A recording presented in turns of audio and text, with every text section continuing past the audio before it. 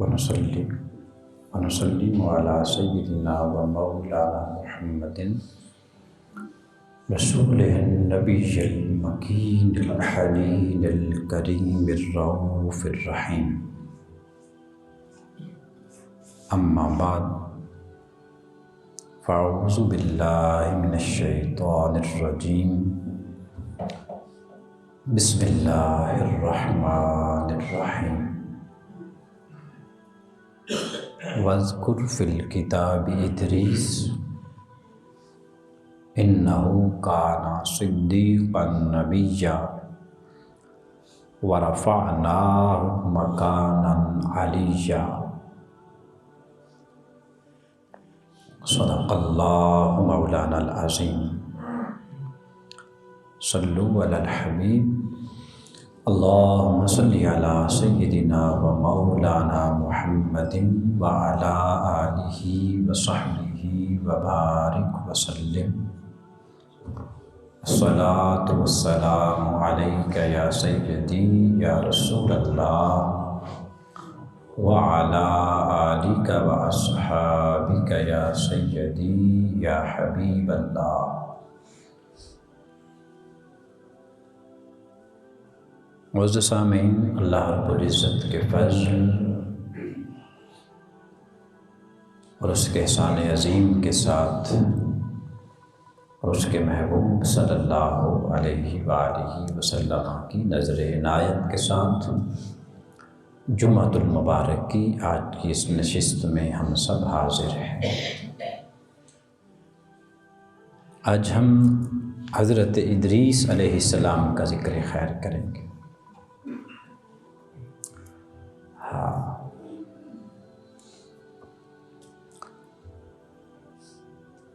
سورہ مریم کی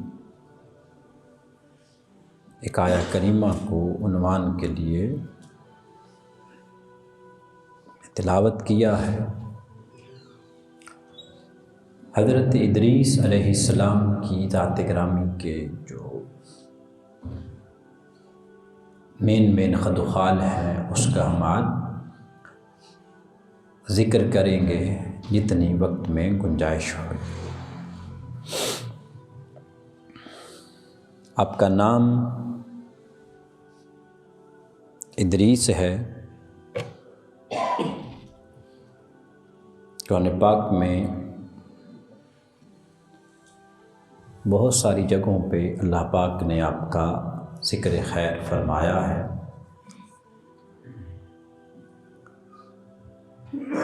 آپ کا جو زمانہ ہے اس بارے میں یہ تو اتفاق رائے ہے کہ حضرت نوح علیہ السلام سے پہلے کے ہیں، اور بعض مفسرین نے یہ درج کیا ہے کہ آپ نوح علیہ السلام کے پردادا ہیں۔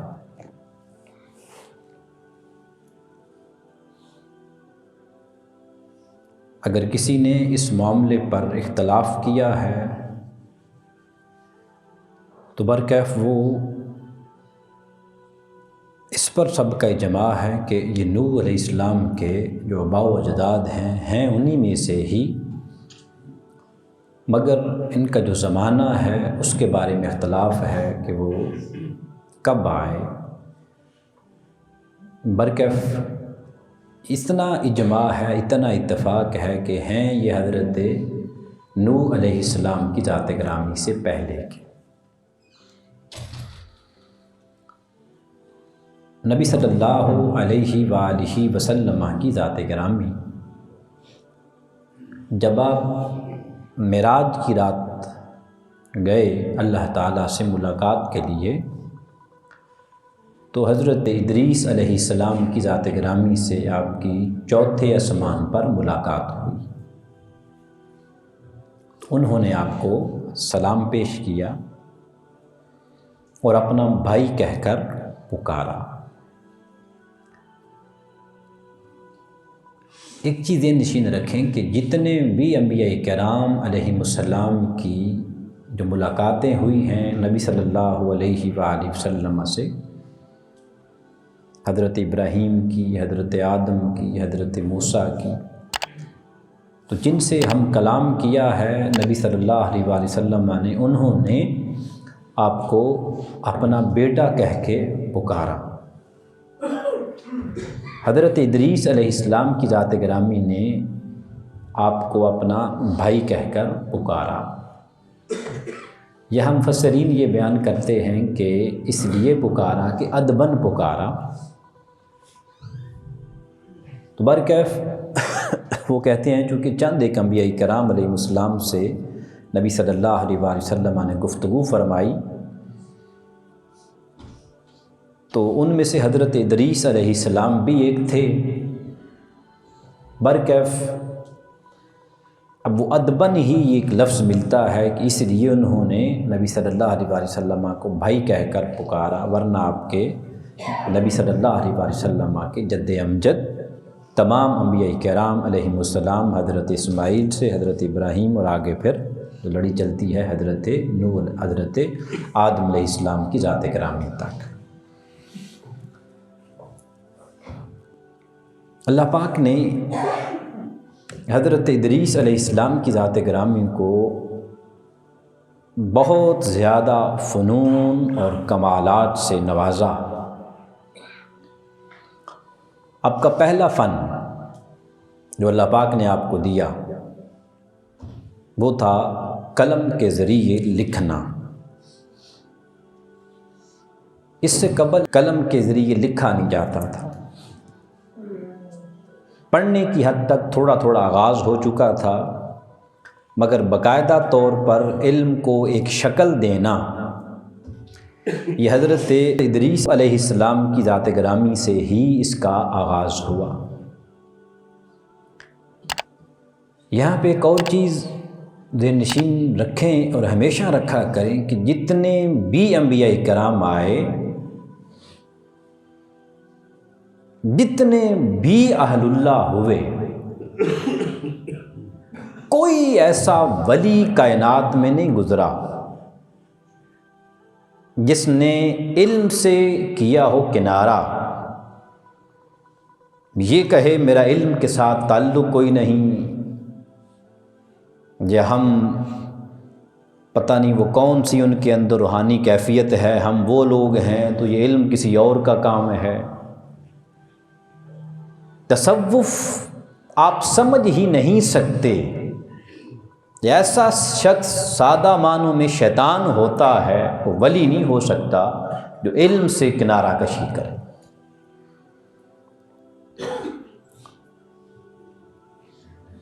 تو حضرت ادریس علیہ السلام بانی ہیں ہر اس شخص کے جو قلم کے ساتھ لکھتا ہے، موجد ہیں قلم کے اور قلم کے ساتھ آگے لکھنے کے۔ حضرت ادریس علیہ السلام کی ذات گرامی سے قبل جتنے بھی لوگ تھے یا انبیاء کرام بھی آئے، وہ اپنے جسموں کو ڈھانپتے تھے پتوں کے ساتھ یا جانوروں کی کھالوں کے ساتھ۔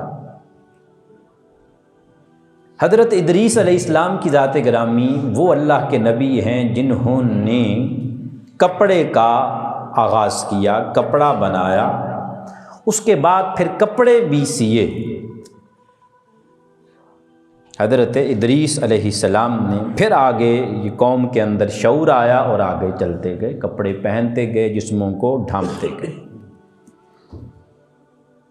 وہ ایک الگ بات ہے کہ ہمارے اندر پھر سے وہی جہالت، وہی جو پرانا زمانہ تھا ادریس علیہ السلام سے پہلے کا، یہ کپڑے کم سے کم بالخصوص اپنی بیٹیوں کو، اپنی بہوؤں کو اور اپنی بیویوں کو ہم نے کم سے کم کر دیے، تنگ سے تنگ کر دیے، اور ہم مسلمان ہیں۔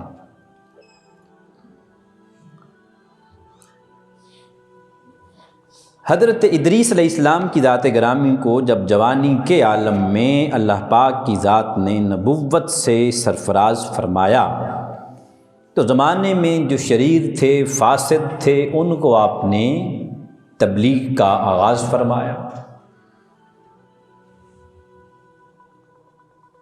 اور یہ یاد رکھیں کہ ہر نبی کے ساتھ یہ ہوا، اور ہر حق بات کہنے والے کے ساتھ یہ ہوتا کہ لوگ اس کی مخالفت کرتے، وجہ نہیں ہوتی کہ بس صحیح بس آٹا گوندی ہل دی کیوں. تو یہ ہر نبی کے ساتھ ہوا. ماں سوائے چند ایک لوگوں کے آپ پر ایمان لائے، بابل کی سرزمین میں آپ نے اعلان نبوت فرمایا. وہاں سے پھر آپ جب دیکھا کہ لوگ آپ کی دعوت پر لبیک نہیں کہہ رہے، آپ چل دیے، ہجرت کا ارادہ فرمایا. بابل شہر جو تھا یہ بہت زیادہ اس زمانے میں بڑا جدید شہر تھا، بڑی سہولیات سے دوسرا آرا تھا، بھرا پڑا تھا، اور سرسبز بہت زیادہ تھا، باغات بہت زیادہ تھے. تو جو آپ کے چند ساتھی تھے ان سے کہا کہ اب میں ہجرت کرنا چاہ رہا ہوں یہاں سے، کہ یہاں میرا کام مکمل ہو گیا ہے، اب میں نے کہیں آگے چلنا ہے. ان کے بس میں ان کے لیے اللہ پاک نے ہدایت نہیں لکھی، اب میں یہاں سے ہجرت کرنا چاہ رہا ہوں. تو آپ کے جو ساتھی تھے انہوں نے یہ کہا اس سے ہمیں زیادہ حسین اور جمیل اور سرسبز شہر اور کہاں ملے گا. ایک چیز اور یہاں چھوٹی سی چیز اور ذرا ذہن نشین رکھیں کہ جیسے نبی صلی اللہ علیہ وآلہ وسلم نے بھی ہجرت فرمائی، مکہ میں منڈی تھی آخر، اور بالخصوص بیت اللہ شریف کے آس پاس تجارتی منڈی تھی، روزگار عام تھا. اور پھر جو آپ کے ساتھی تھے جن میں سیدنا صدیق اکبر رضی اللہ تعالی عنہ، سید عثمان غنی اور دیگر، یہ بڑے پیسے والے لوگ بھی تھے، اور بڑا ان کا علاقے میں روب بھی تھا، دبدبہ بھی تھا، سردار لوگ تھے اپنے اپنے قبائل کے. پھر ہر نبی کی تھوڑی سی اور ہسٹری دیکھیں کہ وہ لوگ جب اس طرح کی باتیں کرتے تو ان کی امتیں جو ان پر ایمان لاتے یہ آگے سے کہتے بھی ہم آگے جائیں گے، آگے ہمیں کیا ملے گا، یہاں چلو روٹی تو مل رہی ہے نا، روزگار تو مل رہا ہے.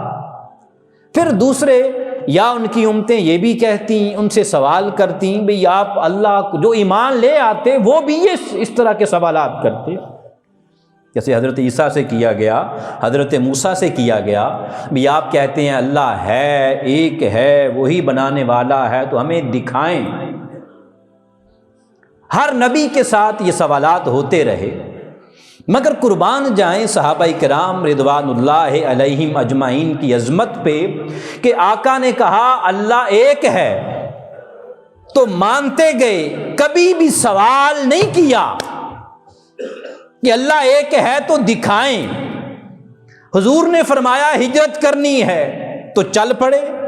کسی ایک نے نہیں کہا ابھی یہاں پہ ہم سردار ہیں تو غیر علاقے میں جائیں گے وہاں کچھ نہیں ہوگا. کیا ان کے ایمان تھے، کیا مضبوطی تھی ایمان کی ان کی. کبھی بھی یہ سوال ہمیں کسی تاریخ کی کتاب میں نہیں ملتا، ما سوائے یہ جو گدھے قسم کے لوگ ہوتے ہیں یہ انجینئر ورگے کہ اٹھا کے اس طرح کی بونگیاں مارتے ہیں لا کر. اس طرح کے سوالات نہیں تھے. بحیثیت انسان بشریت کے صحابہ کرام میں یہ اختلافات تو بعد معاملات میں ہوئے، مگر اس طرح کے کبھی اختلافات انہوں نے نہیں کیے. بس حضور نے کہہ دیا، ایسا ان کا ایمان پختہ تھا، بھی شادی ہوئی ہے، سہاگ رات ہے، اعلان آقا صلی اللہ علیہ وسلم کی ذات گرامی اعلان فرما دیتے بھی چلنا ہے جہاد کے لیے، چھوڑ چھاڑ کے آ جاتے، آ کے سوال بھی نہ کرتے تھے کہ ہم جیتیں گے کہ کیا ہو جائے گا، کیسے ہو جائے گا، کیوں، کب، کیسے. ان کی زندگیوں میں نہیں تھا. بس ان کا یہ تھا جو اللہ اور اس کے رسول نے کہہ دیا بس وہی حق ہے، اس لیے وہ جدھر بھی قدم رکھتے تھے کامیابیاں خود آ کے ان کے پاؤں چومتی تھی. تو حضرت ادریس علیہ السلام نے جب انہیں کہا بھی چلیں تو انہوں نے کہا جی آگے ہمیں اس طرح سے زیادہ یہ جو زندگی کی آسائشیں ہیں یہ نعمتیں ہیں، یہ کہاں ملیں گی؟ آپ نے فرمایا اللہ کی رحمت سے مایوس نہ ہو، چلو چلے۔ ان کو تھوڑا سا دلاسا دیا، سہارا دیا کہ اللہ پاک نے حکم دیا ہے تو بہتر اسباب ہوں گے۔ جب وہ چلے، چلتے چلتے جب دریائے نیل کے کنارے پر جا پہنچے، مفسرین نے کہا کہ وہ موجودہ مصر تھا جہاں پہ آپ نے آ کے قدم رکھا، وہاں پہ جا کے آباد ہو گئے۔ اور جب وہاں پہ قدم رکھا تو اللہ پاک نے اس علاقے کو بابل سے بھی زیادہ سرسبز و شاداب کر دیا، نعمتوں کے ساتھ بھر دیا۔ پھر وہ کہنے لگے کہ وہ کچھ نہیں تھا، یہ بہت اعلیٰ۔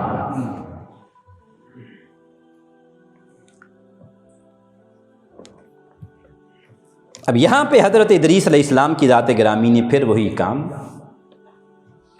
توحید کی دعوت۔ ہمارے ہاں تصورات ہیں ہر مکتبہ فکر کے، جو رسول کی باتیں زیادہ کرے اور عشق اور محبت کی باتیں کریں، ہم سمجھ جاتے ہیں ہمارے مائنڈ سیٹ ایسے، وہ بریلوی ہے۔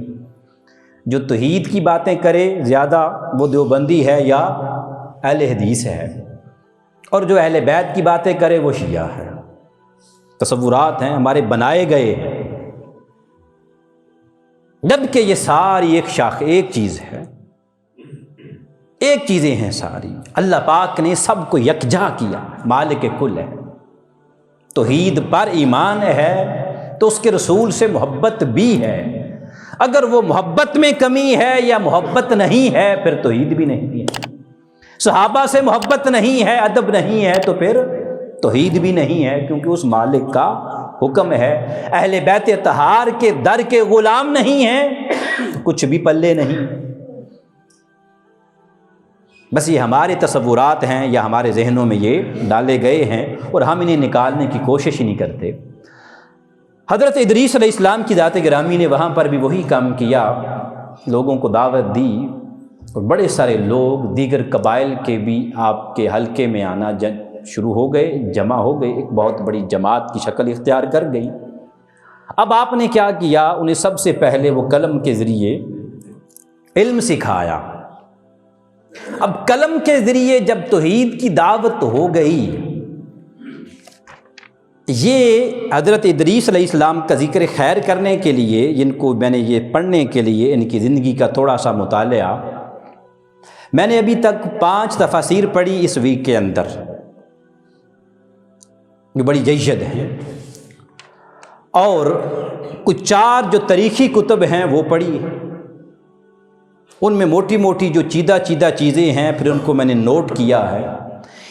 یاد رکھیں ان کی زندگی میں جو پہلی اور زیادہ جو نمایاں چیز تھی حضرت ادریس علیہ السلام کے، جہاں پر یہ قلم کے ذریعے لکھنے کے موجد ہیں، کپڑے کے موجد ہیں، علم سیاست کے بھی موجد حضرت ادریس علیہ السلام ہیں۔ ہر مفسر نے یہی لکھا، مجھے کوئی اٹھا کے بتا دیں بھی کوئی یہ کہے، کوئی مفسر یہ کہے علم سیاست کے موجد یہ نہیں تھے۔ ہمارے پیران نظام نے، ہماری چھوٹی چھوٹی مذہبی جماعتوں نے، وہ یہ سیاست کیا علم ہے، ہمیں یہاں بھی سننے کو ملتی ہیں۔ ہم شیطان بندے کو سیاست کہہ دیتے ہیں، کرپٹ کو سیاسی لیڈر کہہ دیتے ہیں۔ سوچوں ہی بدلیں۔ جلالے بادشاہی ہو یا کہ ہو جمہوری تماشا، شعر کو سمجھیے، جلالے بادشاہی ہو یا کہ ہو جمہوری تماشا، جدا ہو دین سیاست سے تو رہ جاتی ہے چنگیزی۔ دین کو سیاست سے الگ کریں گے تو پھر علامہ اقبال فرما رہے ہیں پھر وہ ہلاکو خواہ ہی پیدا ہوں گے۔ یہ آپ کے حکمران، ہمیں جو تاریخ میں جو ہم تھوڑی سی دیکھتے ہیں، تو ہمیں تو قائد اعظم و لیاقت علی خان کے بعد تو سارے ہلاکو خواہ ملے۔ ہم نے اتنی ترقی کر لی ہے، اس زمانے میں ہر جگہ پانی تھا، جب الیکٹریسٹی بھی کہیں کہیں پر تھی، ہم نے اتنی ترقی کر لی ہے ان سیاسی لیڈروں کے تھرو کہ آج ہمیں پانی بھی صاف نہیں ملتا۔ اٹامک پاور ہیں، پانی صاف نہیں ملتا۔ یہ زمانہ آ گیا ہے، اس سردی کے عالم میں اتنی لوڈ شیڈنگ ہے، نہ ان کو برا نہ کہو، ہمیں بڑا درد ہوتا ہے۔ دل میں چیخیں اٹھتی ہیں، اتنا درد ہوتا ہے، اتنا درد بڑا پڑا، کاش کتنا درد ہمیں اس دین کا ہوتا، کاش کہ اس سے آدھا ہی ہوتا تو یہ ظالم اور جابر یہ ہمارے حکمران نہ ہوتے۔ علم سیاست کو آپ نے کیا، اب اگلی چیز پھر سنیں، علم دیا، سیاست دی، علم سکھایا، پھر اس کے بعد وزراء بنائے، پھر بادشاہوں کو پراپر بنایا، ان کو سلطنتیں بنا کے دیں، چار طبقات میں ان کو اسی پوری سلطنت کو تقسیم کر دیا، ہر ایک سلطنت کا الگ الگ سے ایک بعد ایک گورنر رکھا، ہر ایک سلطنت کا۔ اس کے بعد پھر آپ اس کے بعد آپ نے تقریباً کوئی 200 سے 250 کے قریب جید قسم کے عالم پیدا کیے، انہوں نے 100 شہر الگ سے آباد کیے۔ ادریس علیہ السلام کے کارنامے ہیں، اللہ کے نبی کے۔ ہم تو پورے پنجاب کا بجٹ ہی ایک شہر پہ، ہاں جتنی بھی حکومتیں ہمیں تو نظر آئی ہیں، پورے ہم ملک اور کوئی سٹی آباد کرنا ہی نہیں چاہتے، کیونکہ مرے غریب مرتا ہے، ان کو کیا ہوتا ہے۔ اب علم دیا تو پھر اس کے بعد لوگوں میں 3 طبقات میں تقسیم کی، عالم جن کو اس زمانے میں کاہن کہا جاتا تھا، اب سنتے آئیے گا، اور یہی طریق صحابہ اکرام کے دور میں بھی رہا، نبی صلی اللہ علیہ وسلم کے دور مبارکہ میں بھی رہا۔ پہلا طبقہ عالم، دوسرا طبقہ بادشاہ، تیسرا طبقہ عام پبلک۔ علماء کو ہر درجے سے کہا بھی ان کا اعلیٰ درجہ ہے، کیوں کہ بادشاہ کی تربیت کے بھی یہ ذمہ دار ہیں، عام عوام کی بھی تربیت کے یہ ذمہ دار ہیں۔ جب مولوی خود ہی محتاج ہو کسی کے ہاتھوں کو اس نے دیکھنا ہے، اس نے تربیت کیا کرنی ہے کسی کی؟ یہ ہمارا تو حال یہ ہوتا ہے، بلیو کیجئے کہ ہم اپنی مرضی سے نا جائے نماز بھی یہاں سے یہاں نہیں کر سکتے، وہاں سے یہاں نہیں کر سکتے، تو ہر طرف یہی صورتحال ہو، جہاں چلے جائیں الا ماشاء اللہ۔ پھر ہم کہتے ہیں ہمیں عالم چاہیے جو تربیت ہماری کریں، وہ کہاں سے کریں گے؟ بیچارہ خود ہی ہر وقت سہما ہوا ہے، ڈرا ہوا ہے۔ پچھلے دنوں کی بات ہے، کوئی ایک مجلس میں بیٹھے ایسے میں خطاب کرنے گیا، تو وہ جو عادت ہوتی ہے نا یوں کرنے کی، میں نے کہا بیٹھ جائیں یار، اللہ آپ کو زیادہ دے، بیٹھ گئے۔ اس کے بعد کہتے ہیں، انہوں نے کہا جی کہ میں نے آپ کے ایک شخص نے کہا جی میں نے آپ کے بڑے خطاب کیے ہیں، تو آپ نا پیسے پوسے پھینکنے نہیں دیتے، تو کیا کرتے ہیں؟ آپ کا گھر کا نظام کیسے چلاتے ہیں؟ میں نے کہا میں موبائل کا تھوڑا سا کاروبار کرتا ہوں۔ آپ عالم ہو کے موبائل کا کاروبار کرتے ہیں؟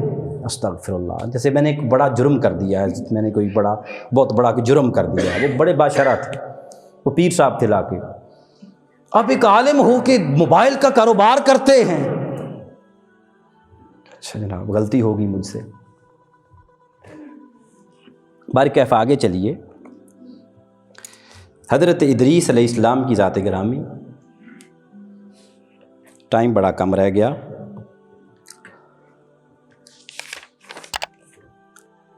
اب اینڈ میں آ جائیے تھوڑا سا۔ لوگوں کو ہمیشہ ایک نصیحت آپ ہمیشہ فرماتے کہ لوگوں اگر آپ کو کچھ بھی نہ ملے کھانے کے لیے، کچھ بھی نہ ملے، اس حال میں بھی اللہ کا شکر لازم ہے۔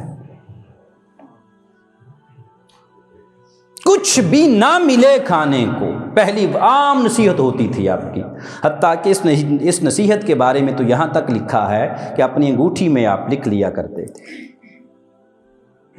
پھر جو نصیحت لوگوں کو زیادہ کرنی ہوتی اسے لکھوا کر جگہ جگہ پہ چسپاں کر دیا جاتا۔ اسے یاد رکھو۔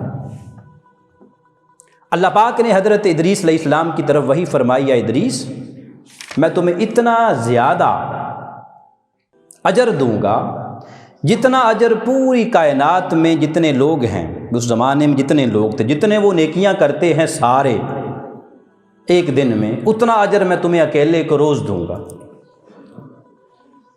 ادریس علیہ السلام کی ذات گرامی کے من میں یہ اٹھا، اتنا اجر ہے تو چاہ جائے کہ میری عمر لمبی ہو جائے، میں نیکیاں کرتا رہا۔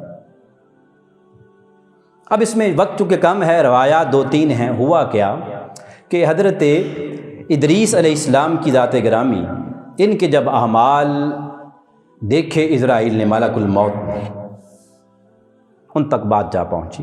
جب ان تک یہ دیکھا اتنے نیک بندے ہیں، تو ملک الموت نے اللہ کی بارگاہ میں عرض کیا، باری تعالیٰ میں تیرے اس بندے کے پاس چند دن رہنا چاہتا ہوں۔ اب یہاں سے ایک اور چیزیں ذرا ذہن سوچیں ذرا، ملک الموت، فرشتے اللہ کی مرضی کے مخالف کوئی عمل نہیں کرتے، بنا وہ کہیں آتے ہیں نہ جاتے ہیں، نہ کوئی وہ کام کرتے ہیں اللہ کے حکم، کیونکہ ان کے ہاں نفس ہی نہیں ہے، ان کا کھانا پینا بھی اللہ ہی کی اطاعت ہے۔ جب اتنا ہے، جب ان کے اعمال دیکھے، جب ڈیفینیٹلی جب انہوں نے دیکھے کہ یہ بھی کرتے ہیں، نماز بھی پڑھتے ہیں، تسبیح بھی کرتے ہیں، سارا کچھ کرتے ہیں، تو وہ بھی یہ بھی تو کر سکتے تھے نا کہ وہ کام وہ بھی کرنا شروع کر دیتے، مگر نہیں کہا۔ عرض کیا، باری تعالیٰ تیرے اس بندے کی صحبت میں رہنا چاہتا، اتنا نیک تیرا وہ نبی ہے، اتنا نیک تیرا وہ بندہ ہے۔ اب اس کے ایک چیز سمجھ میں آتی ہے بھی، جو اللہ کے لیے نیک عمل کرے، اس کی رضا کے لیے، اس کی صحبت میں جانے کا کچھ تو فائدہ ہے۔ یہ نہیں کہا اسرائیل نے جہاں جاؤں گا تو جا کے کوئی نیک عمل کروں گا تاکہ میرا بھی نام اعمال بفمان، نہیں، ان کی صحبت میں جا کے رہنا چاہتا ہوں۔ ایک سمجھ آ رہی ہے بھی اللہ کے جو بندے ہیں ان کی صحبت میں کچھ ایسا ہے کہ جو کہ ملک الموت بھی عرض کرتے ہیں کہ میں ان کی صحبت میں جا کے رہنا چاہ رہا ہوں۔ ملک الموت آ گئے، چند دن گزرے، حضرت ادریس علیہ السلام کو علم ہو گیا کہ ملک الموت ہے، وہ انسانی شکل میں آئے تھے۔ چند دن کے بعد کہنے لگے، یار آیا تو ہے، ملک الموت ہے، تو بات چیت ہوگی، اس نے بھی بتا دیا ہاں، تو فرمایا یار ایسا کر، مجھ پر موت طاری کر دے، مجھ پر موت طاری کر دے۔ انہوں نے کہا وقت نہیں آیا۔